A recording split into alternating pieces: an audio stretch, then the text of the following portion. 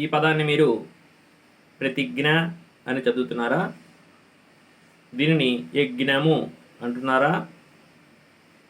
జ్ఞానము అని చదువుతున్నారా? అది తప్పు.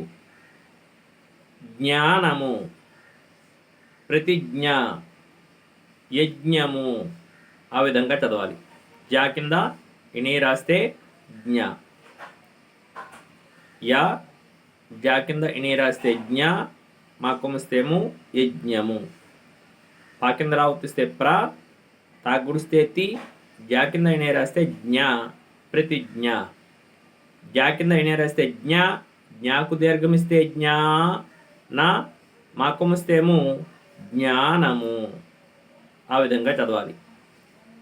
సరైన ఉచ్చారణ కోసం, స్పష్టమైన తెలుగు నేర్చుకోవడం కోసం సరదాగా నేర్చుకుందాం ఛానల్ను సబ్స్క్రైబ్ చేసుకోండి.